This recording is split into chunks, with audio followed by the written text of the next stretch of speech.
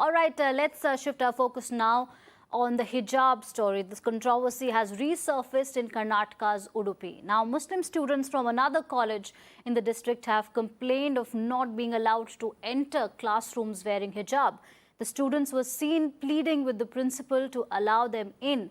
Meanwhile, the college principal has said that everyone is equal when it comes to enforcing the uniform rule. Students wearing the saffron stoles, some students had protested against hijab yesterday. Remember, there have been multiple protests in the northern part of the state by fringe elements opposing students wearing hijab in classroom. Let's now first take a look at these visuals that are coming in as far as this latest controversy is concerned.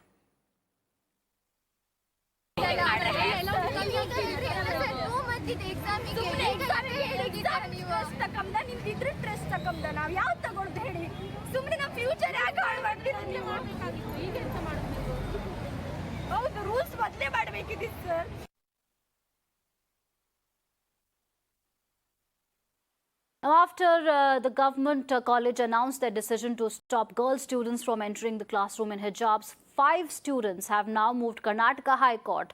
They said that wearing a headscarf is not coming in the way of school discipline and their education. The petitioners have sought relief, saying that they are facing discrimination due to some fringe element in the school and society.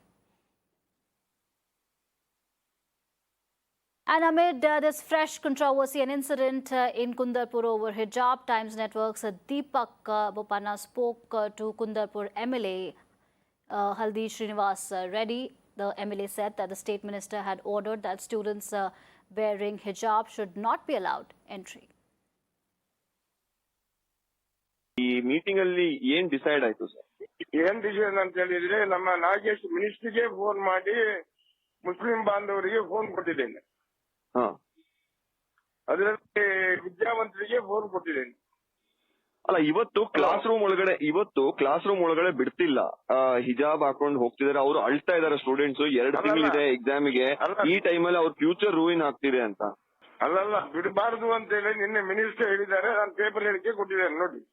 ಅಲ್ಲ, ಯಾಕಂದ್ರೆ ಇವಾಗ government ಕಡೆಯಿಂದ universal decision ಏನು ಇಲ್ವಲ್ಲ. ಇವಾಗ uniform ಅಂತೂ ಇಲ್ಲ ಈ ಕಾಲೇಜ್ಗಳಲ್ಲಿ, ಇನ್ನೂ ಡಿಸಿಷನ್ ತಗೊಂಡಿಲ್ಲ. ಸೊ ಯಾವ ಕಾರಣಕ್ಕಾಗಿ ಇಲ್ಲಿ ಬಿಡ್ತಾ ಇಲ್ಲ? ಅಲ್ಲ, ಅದನ್ನೀಗ ಗೌರ್ಮೆಂಟ್ ಹೇಳ್ಬೇಕಲ್ಲ ನಮ್ಗೆ. ಅಲ್ಲ, ಇವಾಗ ಗವರ್ಮೆಂಟ್ ಬಿಡಬೇಡಿ ಅಂತ ಹೇಳಿದಾರಾ? ಹೌದು, ಬಿಡಬೇಡಿ ಅಂತ ಹೇಳಿ ನಿಮ್ಮ ಮುಸ್ಲಿಂ ಮಹಿಳೆಯರ ಹತ್ರ ಹೇಳಿದ್ದಾರೆ, ಬಿಡುದಿಲ್ಲ ಅಂತ. ಅಲ್ಲ ಸರ್, ಇನ್ನೊಂದು ವಿಷಯ ಕೇಳೋಣ ಅಂತ ಸರ್. ಇವಾಗ ಇಲ್ಲಿ ನಿನ್ನೆ ಪ್ರೊಟೆಸ್ಟ್ ಆಗಿದ್ದ ಕಾರಣಕ್ಕಾಗಿ ಇವಾಗ ಬಿಡ್ತಾ ಇಲ್ವಾ, ಹೇಗೆ ಸರ್? ನಿನ್ನೆ ಯಾಕಂದ್ರೆ ಇದು ಅವ್ರು ಹಾಕಿರೋ ಪ್ರೆಷರ್ ಇಂದ, ಒತ್ತಾಯದಿಂದ ಹಾಕ್ತಿರೋದ? ಇಲ್ಲಿವರೆಗೂ ಇಂಥ ಸಮಸ್ಯೆ ಆಗಿರ್ಲಿಲ್ಲ ಇಲ್ಲಿ. ಈಗ ನೋಡಿ, ಫಸ್ಟ್ ಪ್ರಾರಂಭ ಆಗಿದ್ದು ಉಡುಪಿ, ಹೌದು. 2ನೇ ಪ್ರಾರಂಭ ಆಗಿದ್ದು ಕುಂದಾಪುರ. ಓಕೆ. ಕುಂದಾಪುರದಲ್ಲಿ ಈ ಸಂಘರ್ಷ ಶುರುವಾಯಿತು. ಕೇಸರಿ ಶಾಲೆಗೆ ಬಂದರು ಹುಡುಗರು. ಅವ್ರನ್ನ ತಡಿಬಹುದಿತ್ತ ಅಲ್ವಾ? ಅಲ್ಲ, ಇಬ್ರು ಬೇಡ. Karnataka's education minister, while speaking to Mirror Now, said that rules laid down by School Development and Monitoring Committee have to be followed by all till a new committee formed by the state government comes up with new set of rules for these institutions. Listen in. Some students now who had accepted in writing that we are going to accept whatever the SDMC says. Even the parents have given in writing that they are going to accept whatever SDMC say, and they were following it also. They had followed like anything. Now, in the last 20-25 days, such things have been provocated by some few people, and some 4 to 6 girls were now saying that we want to wear scarf. So when they wear scarf, definitely the difference among the student occurs. This student belong to this student become to, and as a reaction, when community people are saying, the other community also says that we are also going to wear some other color. So naturally, the difference among the student occurs because of this matter. So government took a firm stand that whatever the rule led by SDMC when colleges are started, and whatever the students have accepted at that time has to be followed till a new committee which is going to be formed by the government takes a decision. Now, Karnataka's education minister also added that Human Rights Commission has not said that there has been a violation. They have just asked for the report. The minister went on to say that school isn't a place to practice one's dharma. Listen in. Human Rights has not said that it is a violation. They have complained for the Human Rights Commission. Human Rights Commission has asked our secretaries and principal DC of that district to give the report. It has not said it is not. It is a college has violated. It has mentioned it in the notice that's been issued to the deputy commissioner. Whatever the complaint they have given, according to that they have given. Okay. Okay. So basically, you're saying that now across Karnataka in all colleges, sir, students would not be allowed to enter classrooms in hijabs? Not hijab. Why you are mentioning only hijab? I mean, other over and above the uniform, sir, other access. Other access. Some we are schools are not there to follow the practices of dharma. It is a place where knowledge has to be acquired, and so that everyone before teachers, everyone is almost equals. Okay. So there cannot be a difference, and so uniform is made in every country and every institution to create that atmosphere of oneness. And in the wake of this controversy, PDP chief Mehbooba Mufti has called out the BJP for forcing its right-wing ideology in the state and across the country. Take a look. जो भी कुछ हो रहा है ये बदकिस्मती है जो बीजेपी ने इस वक्त पूरे मुल्क के अंदर माहौल बना के रखा है जिसमें वो एक ही किस्म की ज़बान, एक ही किस्म का लिबास, एक ही किस्म का मजहब चलाना चाहते हैं। ये चलने वाला नहीं, ये हिंदुस्तान है। यहाँ अलग अलग मजहब के लोग रहते हैं, अलग अलग लिबास, अलग अलग ज़बानें हैं। उसी वजह से ये मुल्क जिंदा है। ये हिजाब पे इस तरह बैन लगाना मैं समझती हूँ ये गलत है। हर एक इंसान को हक है।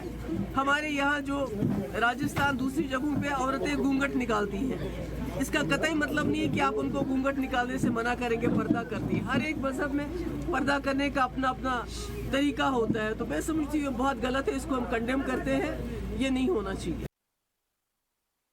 All right, for more on this, I'm joined by women rights activist Zeenat Shaukat Ali on the broadcast. Ms. Ali, thank you for your time and speaking to Mirror Now.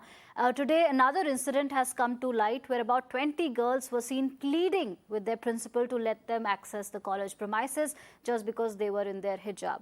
First of all, your reaction to this story.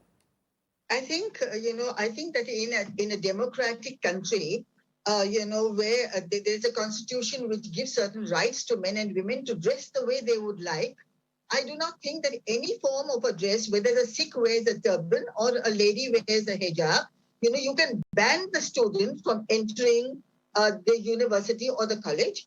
And I think that is the rule of law in our country. That is what the constitution says.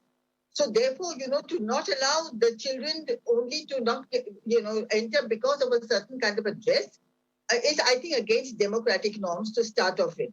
The second thing that I would like to say is that, that despite, if there is a rule, for example, that, there is a lot of, first, let me say this, that there's a lot of misunderstanding regarding this word hijab. The word hijab in Islam is never used, in the Quran is never used as a piece of cloth that wraps you up.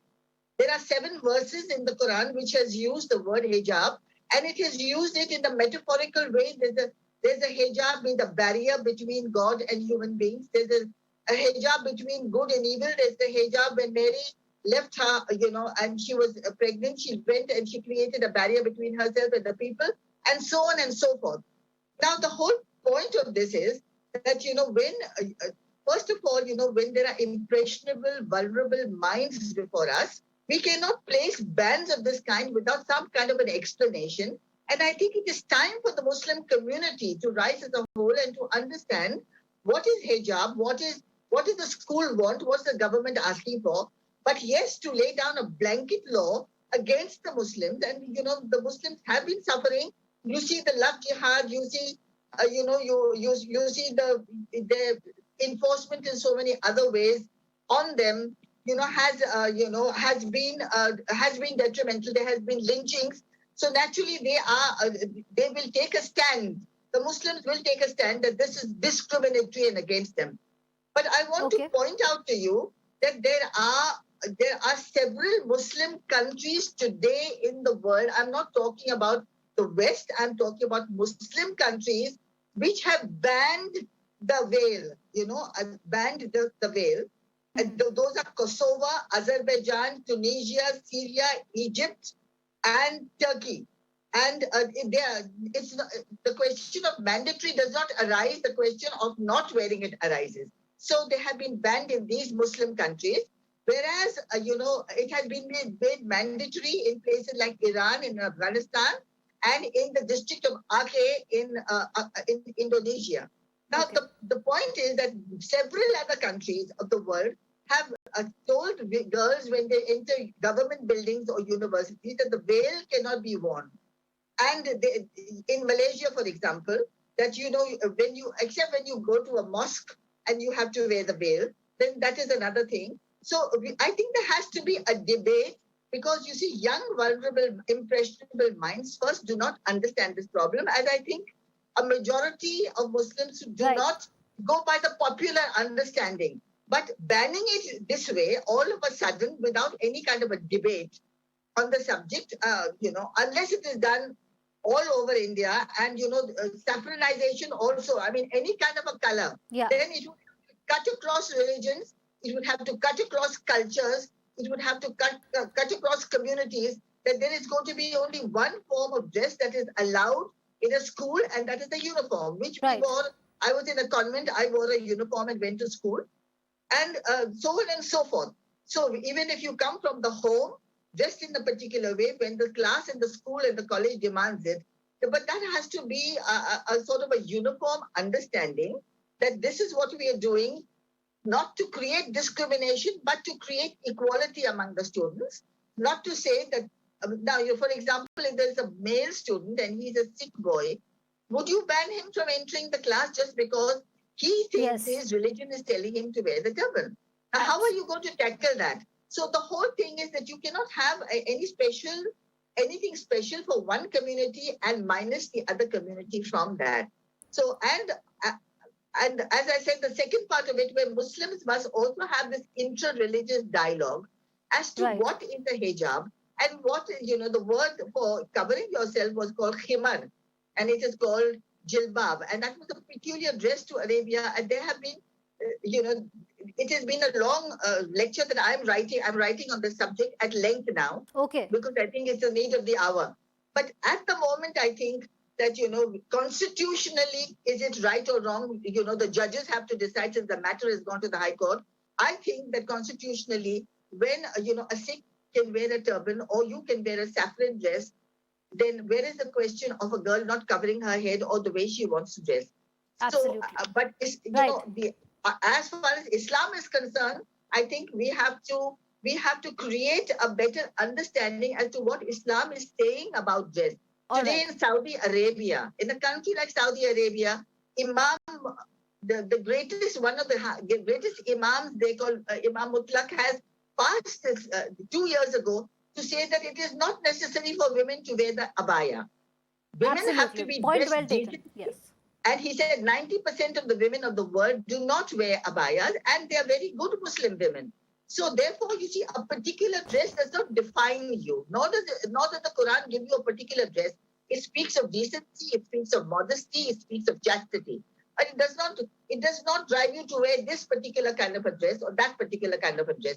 So here we have to, have a debate on this understanding, which should be widely propagated and widely, understood by the country itself. And then you take a call on, whether you're going to have a school uniform. If the school uniform is there, then all are going to be equal in the class. And how we are going to go about doing that is something for the High Court to see. Thank you. That's what I have to say. All right. Thank you so much, Zeenat Shaukat Ali, for that very detailed and balanced point of view. We'll have to wait and watch, because, as you said, the matter is in the Karnataka High Court. But between faith and a bright future, these girls who are being marked absent or are being denied access to their colleges and schools, that is where the story lies. We'll continue tracking these developments on this hijab controversy. For now,